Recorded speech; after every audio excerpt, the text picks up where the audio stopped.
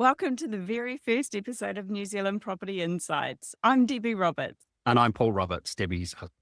We're the owners of Property Apprentice, and for more than 16 years now, we've been helping Kiwis successfully navigate the property market. We wanted to launch this show so you're not just listening to me talking about the news headlines, but also because the headlines often only tell half the story. You see granny flat boom or interest rates dropping, but as investors, we know that the devil's always in the detail. So this show's going to be all about digging into those details. We're not here to hype up the market. We're here to give you the facts, strip away the noise, and help you to make decisions that actually work for your financial future. So today we're going to be taking a closer look at the new granny flat laws that just went live. We're looking at why the job market might keep interest rates higher than you'd like. And we've also got a critical warning for self-managing landlords about a missing email that you might need to find today. So let's dive in. We're going to start off by looking at the new granny flat rules. So as of January 15th this year, the game has officially changed for minor dwellings. The headlines are screaming no consent needed, but we need to pause and read the fine print. This is the Building and Construction Amendment Act in action. It allows for standalone dwellings up to 70 square metres to be built without a building consent, but exempt doesn't mean rules don't apply. So a quick overview, 70 square metres or less is the size limit, including any internal garage. It must be new, must be separate to the main dwelling, single storey, and the work has to be done by a licensed building professional, an LBP. You must apply for a Project Information Memorandum, a PIM, from the council before you start. But like I said before, you don't need to have a building consent. What else do you want to cover, Mr. Roberts? So I think one of the most important things to cover off is the fact that the building consent, the memorandum that you need to do, you must apply for that before, and of course let council know before, and then let them know when you've finished and completed the work as well. Another thing that is in the consent process in the consultation document was anything over $30,000, including GST, must have a written quote. So you had to actually get a written quote. And I think most of them with bathrooms and or kitchens will be well over that anyway. So there was a couple of other things that people need to be aware that this does not include anything like a garage, sleep out, shed, etc. It is completely different rules for this. And the simple way to think about it is sheds, sleep outs, etc. do not have bathrooms and kitchens. So that's what you really need to remember. And it's got to be new. So you can't convert it's got to be a brand new. garage. So you can't convert anything. The other thing with a single story, something after reading the document today, it's a meter from the ground up is the finished floor level, cannot be more than a meter from the ground up. And previously in the document that they had, it was up to 2 meters high. It's now up to 4 meters high. And that was interesting to me today because it's actually from the finished floor level. So if you think about if you were at the max finished floor level of a meter, because you had a deck going across, then 4 meters, the whole thing in total would be 5 meters high. But you're not allowed, as Debbie said, to have 2-story. It's got to be single story. And the other thing I read today is you're not allowed to have a mezzanine inside the building either. And the 70 square meters can include an internal garage, but it's within that 70 square meters. And the other measurement that they've done is the 70 square meters is actually the internal finished walls. So if you think about that, it's actual pure living space. So it doesn't take into account, obviously you can't put a meter thick wall on the outside, but just, and there's regulations around what materials you can use as well. But it's the internal measurement. So after it's finished, the gyp board, the paint's on, it's that 70 square meters between that wall and that wall, that wall and that wall, and do the calculation to get the square meterage. So I thought that was quite interesting. Yeah, and when we were at the New Zealand Property Investors Federation conference in Hamilton last year, Yep. now, Good man. we went on a bit of a bus trip, which was awesome. They took us around to a few different companies that are building these granny flats specifically to meet the criteria. And it's actually, they're really cleverly designed, aren't they? So, Yeah. they're putting a lot into a small floor plan, it makes it really livable. So Now, you do need to remember that even though it might meet the granny flat rules, it doesn't necessarily mean that you're going to be able to rent it out as a separate dwelling. Like, sure enough, you can stick family members in there. But when it comes to renting it out as a completely separate tenancy, you must remember that it also has to meet healthy home standards, and it's got to be compliant with the Tenancy Act as well. So make sure you don't skimp on that. Yeah. Another thing when we were talking about the PIM a moment ago, because there's a couple of different ways that you can consider a granny flat. One is that it is built on site. You've got the framing down and then you build the granny flat on site. The other one, which Debbie was just talking about, these companies that we went to with the NZPIF, where they were building them under basically like an aircraft hangar, but open walls, and it was all done under a roof, and they were building them all inside. So basically all built up to code, up to spec, fully compliant, and then just delivered to your site. So that is probably one of, I would think, the easier ways, if you are able to get it in by a truck or crane. And the other thing is with the PIM for those, you don't need a PIM as if you were building it from scratch on the site. You only need a PIM for where that dwelling is actually going to be located on the site that you have. So that is what you advise council. You tell them, of course, that you're doing it. You tell them when it's done, but the PIM that you get is solely for where the location of that property is going to be.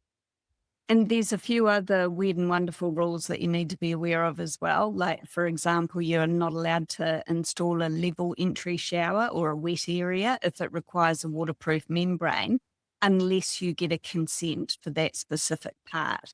So, what this means is, even if what you're wanting to build on your section doesn't fall under the granny flat proposal, you can still do other things by going through the normal consent process. Okay, it's just to meet the granny flat rules, you've got to meet certain criteria. And you think about the granny flat proposal, and not having a wet room where older people can just walk into, is unfortunate. But they do state a normal waterproof acrylic shower that you would see in most rentals is what they're suggesting. And that's not a massive step for the No. elderly.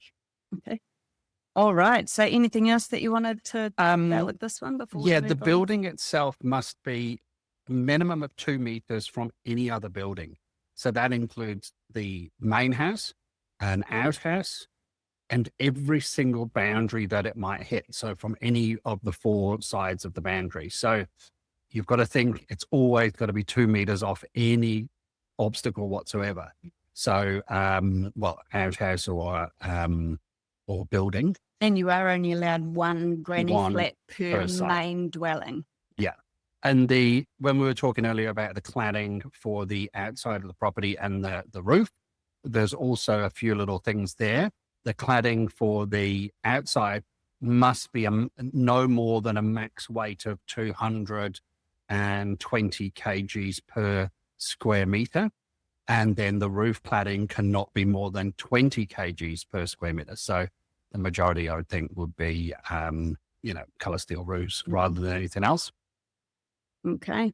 So I think one of the key takeaways from this is don't assume it's just a free for all. Make sure that you check everything out carefully and make sure that you're compliant. Otherwise, it could be a real liability. So it's not a DIY weekend project. You've got to treat it like a proper development, play by the rules, and it can certainly save you a significant amount of time and money. All right. So second segment for today's session, we're going to have a look at the economy. So we've got new data from Tony Alexander and the NZIER regarding the job market, and it's looking pretty good. So, while we've seen US job growth slow down, New Zealand businesses are starting to gear up to hire. The economy is looking much stronger in New Zealand. And so some of the facts, the ANZ Business Outlook survey shows a net 28% of businesses planning to hire more staff this year. The 30-year average is only 7%, so that's significant. And when we compare that back to May 2025, where the number was at a low of 6%, this is a massive rebound. So the next thing, we look at capacity pressures. So the NZIER survey showed a net 22% of businesses planning to hire in the next 3 months. And that's the strongest result we've seen since March 2022. Now, the catch is inflation. Businesses are trying to rebuild margins after a tough few years. We've got a net 25% of businesses who plan to raise their prices in the next 3 months. More hiring plus higher prices could mean that we end up with a sticky inflation situation. So high employment is generally good for landlords. If tenants have jobs, tenants pay rent, that's pretty simple. And it gives us security for our cash flow. Yeah, but there can be a sting in the interest rate cycle of this side of things as well. We've enjoyed having interest rates dropping, and we'd all love to see interest rates keeping on dropping, but we did see interest rates increase in December. If businesses start raising prices and wages go up because everyone's hiring, inflation might not fall as fast as the Reserve Bank wants, or it might get outside of the area that the Reserve Bank feels comfortable with, which means that at some point, potentially sooner rather than later, the Reserve Bank might need to start increasing the official cash rate to fight inflation, which is going to bring the interest rates back up again. And if we look at a comparison to Australia, the RBA hasn't reduced their cash rate. It's staying at 3.6%, I believe, and ours is 2.25. So I think if we look at what's happened over there, and there's been massive house price growth, but inflation has got so strong that they're concerned. So they might be the first ones to even increase, which wouldn't be surprising, knowing that now the median house price value in Sydney is $1.7 million. Yeah, exactly. That's shocking, isn't it? So, Tony Alexander made a really interesting point about fixing interest rates. Basically the 5-year rate at 4.99% is gone now. The 1-year rate's sitting around 4.5%. But as I said before, there is a risk if inflation starts to increase. So if I was borrowing, and this is pretty similar to what Tony Alexander was talking about recently as well, and you've got to remember this is general commentary, not individual financial advice, but I'd be looking at splitting the mortgage. Tony talked about picking maybe a 3-year rate, and having part of it on a shorter term, and then maybe one of the 3-year rates to get a good benefit there with low interest rates. I'd be looking at splitting the mortgage, hedging your bets, maybe putting some of it on a 2 or a 3-year rate, and then some of it on maybe a 4-year rate or even a 5-year rate. It depends on the banks and how negotiable they are on the interest rates. But what I've seen recently is that there's very small levels with some of the banks between their 2, 3, 4, and 5-year rates. And the amount of difference that it'll make to your mortgage payment can be quite minimal. Yeah. And you do need to make sure that when you're talking about all of this stuff with your mortgage advisor, make sure you think about what your future plans are. Because, for example, if you're thinking of selling, before the end of this year, you're not going to want to lock in a 5-year rate because you'll end up paying big break fees if you sell it. And I read today, when you get house price increases, everybody's happy except for people that obviously haven't bought yet.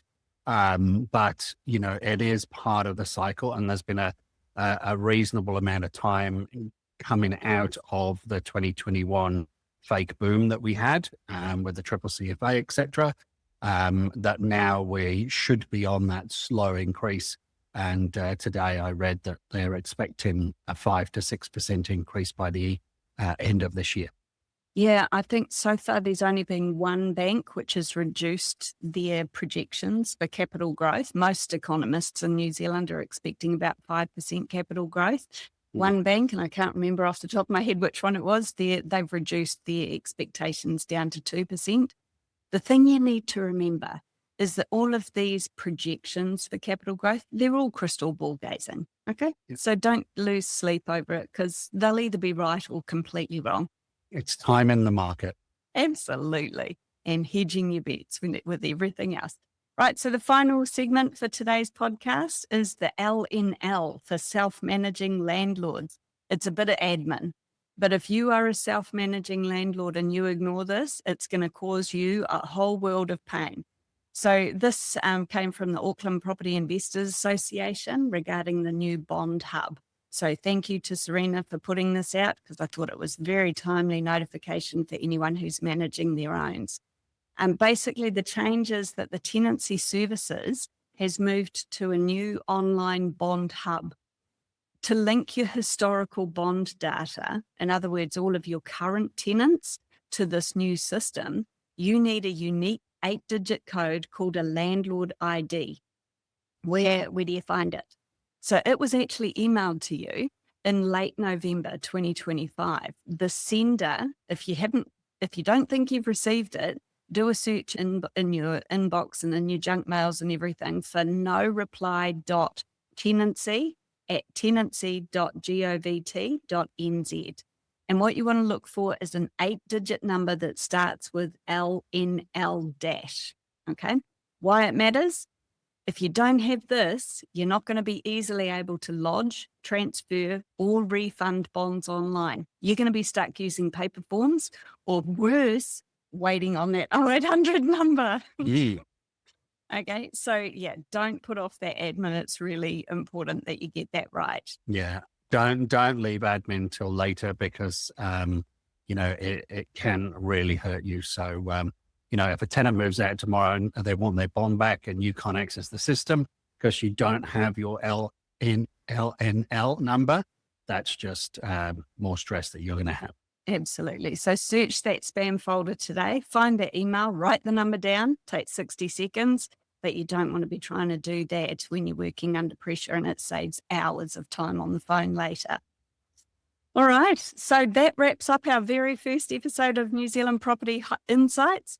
So I hope you enjoyed this. There's a little bit of difference from our normal week in review and some of the other, bonus podcasts that we've been recording recently.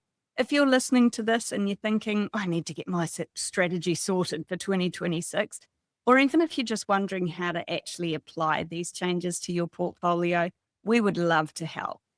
And we run free events on a regular basis. And if you ever want to have a catch up with me, if you're looking to get in investing or you're already investing and just want to look, I'm stuck or I want to do something else and you want to obviously come along to one of our free events or on our website, you can book in a free chat with me just to see if we're a good fit for you. Yeah. And if you're already a client of Property Apprentice, you get lifetime coaching support. So you can contact your coach for help and support anytime you want to without any ongoing payments, which is always quite nice. With financial advice. Yeah. We're here to help. Yeah. All righty. So go to our website, propertyapprentice.co.nz, register for one of the free events or book a meeting in with my husband, Paul, and we'll look forward to keeping you informed with some of these new podcasts. Cool. Thanks for See you listening. guys. Bye.